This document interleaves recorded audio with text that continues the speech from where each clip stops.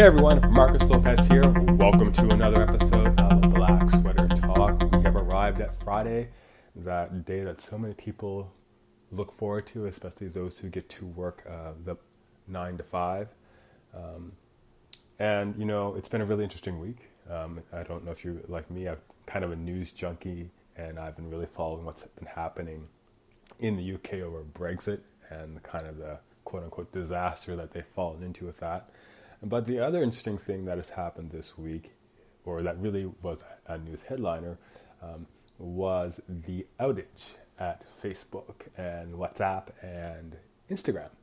And I don't know if that affected you. It did affect me in the sense that, you know, one of the things I've come to do in the last few weeks is post a daily story on my Instagram feed. And if anyone's really paying close attention, it's actually a really, really rough draft of a third novel in a series that I'm working on.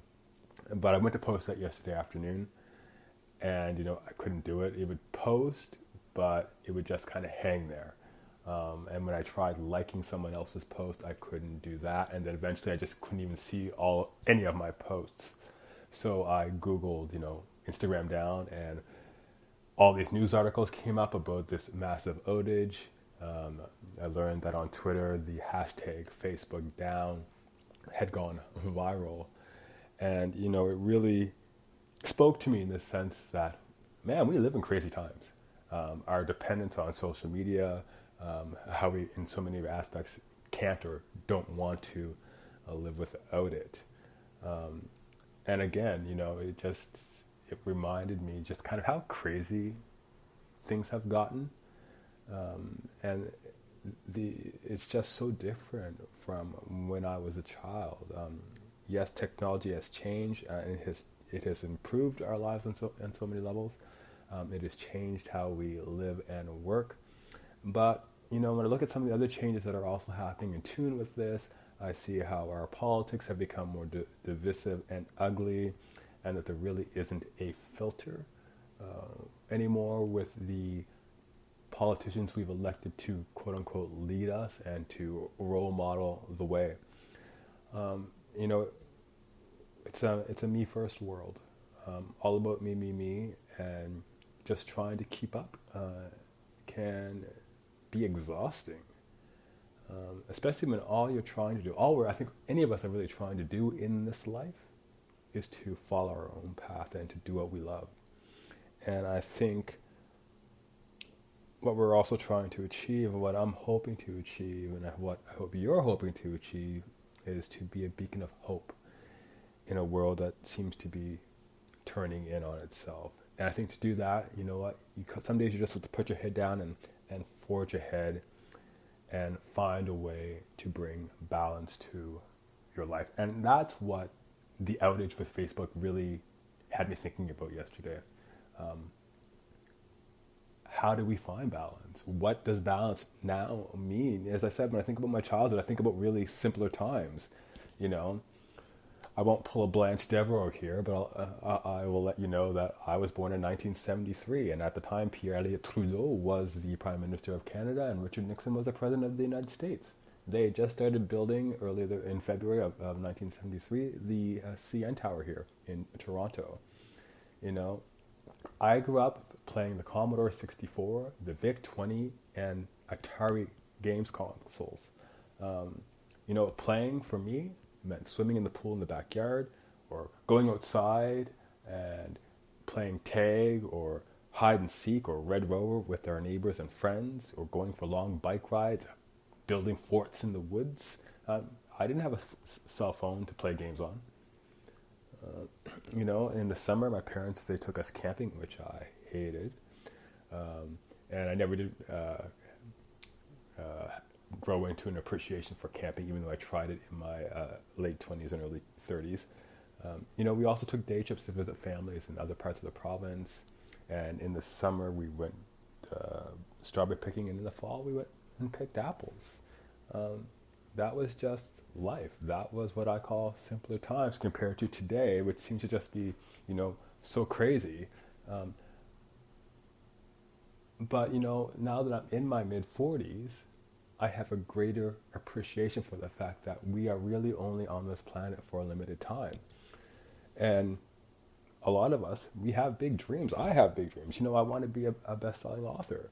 Maybe you want to be the surgeon-in-chief at Mount Sinai, or you want to open your own business. We're all trying to achieve our life goals while balancing work and family and all the other challenges that life is throwing at us. And before we realize it, we've let ourselves be caught up in the hustle and bustle of life.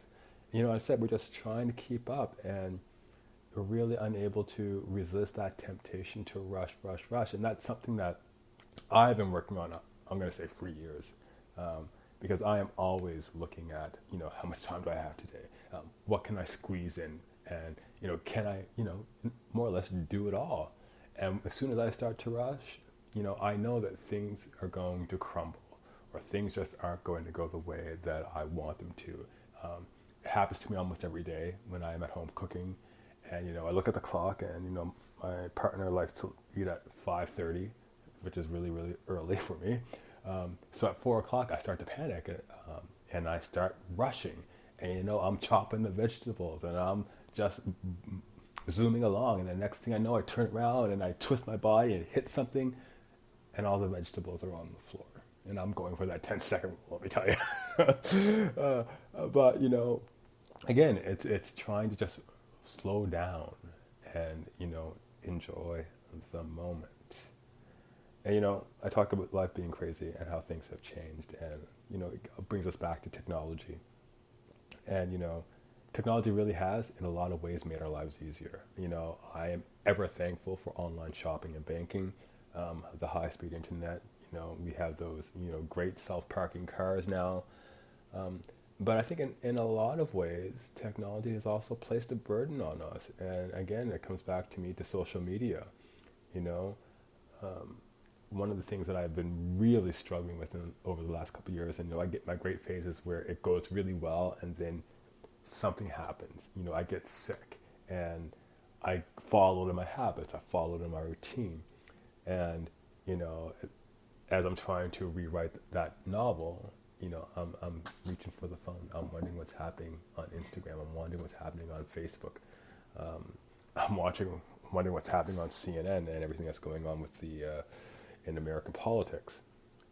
So on top of everything else that I'm trying to juggle, there's this whole other presence, if you will, that I am expected to manage. And especially as an aspiring author, someone who, as I said, I want to be a best-selling author. That is my goal. It's not why I write, but it's an aspiration of writing, to share my stories with the world. And to be successful, to, hit the New York Times best-selling list, to hit the USA Today best-selling list, all the experts tell us now that it's not enough to write a good book. And I don't think it ever really was enough to write a good book. You still had to market it.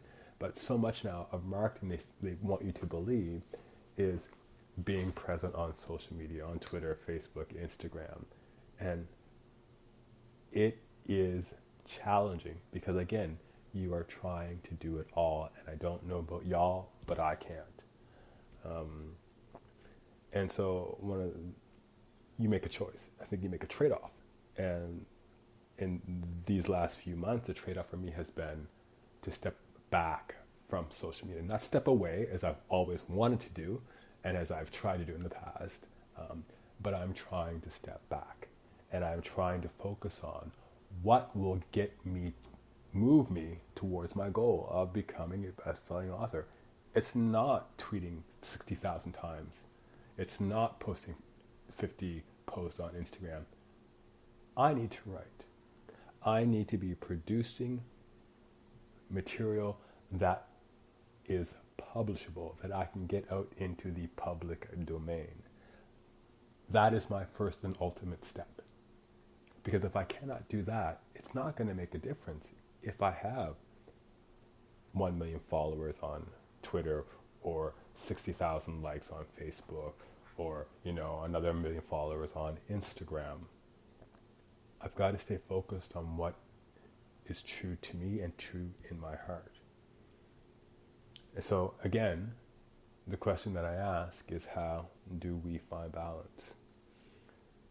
For me, balance does not come easy because I do have a day job.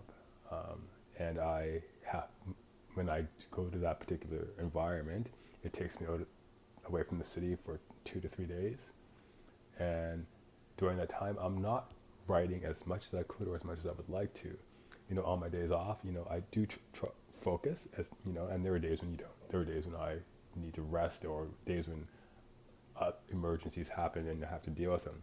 But I focus on those days that I am at home here in Toronto on my writing, but I'm also doing other things as well. I am trying to get back into my routine of running 50 kilometers every week, which I fell out of in February because I got sick with this terrible cold that knocked me out for 3 weeks and took away my voice 3 times. And even to this day, my voice has not returned at 100%. And I want to keep up on my reading. I want to be cooking healthy meals at home. And again, it comes back to this idea of a rush, and how it's such a struggle for me not to want to rush. Because again, like I said, I'm trying to make every minute count. And then you reach a point, or I reach a point where you're left wondering, is it any wonder that I'm not exhausted and overwhelmed? Because I think sometimes we erroneously equate increased productivity with success without really taking the time to see if, you're focused on what matters, and it's hard for my mind to compute that there are trade-offs, and time dedicated to one project or one activity cannot be used for another. So so when I was kind of getting sucked into social media, that, if I was going to spend 3 hours, trying to engage on Twitter or on Instagram or with Facebook, that I had to realize, and this is the key, accept that maybe it is going to take me longer to rewrite the novel, to finish the edits of the manuscript that I just received back from my editor, to get to focus on, marketing and promotion. Those things are going to take longer if I'm focused on activities that really aren't moving me forward. And, and what happens then? I end up feeling like I'm stalled, like I can't move forward. I love the way that Oliver Berkman puts it, and he says we make erroneous efforts to ignore the reality of trade-offs, and as a consequence, deny ourselves the best chance of a maximally fulfilling creative career. So how do we find balance? Not easy, but we find balance by taking an inventory of our life. How are we spending our time? Are we focused on what's important to us? Are we making time for the things and the people we love? Finding balance isn't going to happen overnight. It may take several attempts to get it right. In 6 months' time, though, we might have to again reassess if we're focused still on the right things and make even more changes. And that's what we have to remember. Balance will mean different things to different people. Over the years, this is what I've learned. When we find the balance that we need, there's a natural ebb and flow to life. Everything comes together and joy blossoms in our hearts. It gives us the strength and determination, if only for today, to keep on keeping on. Have you found balance in your life? I'm out there on Facebook and Twitter easily, or on my website, Marcus Lopez, marcoslopes.ca. Find me and let me know. I want to hear your thoughts. I want to see how you're making out. Because, you're not alone. We are in this together. So, if you like this episode, would appreciate that you pass it on, share it with your friends. And until next time, this is an episode of Black Sweater Talk, Marcus Lopez, and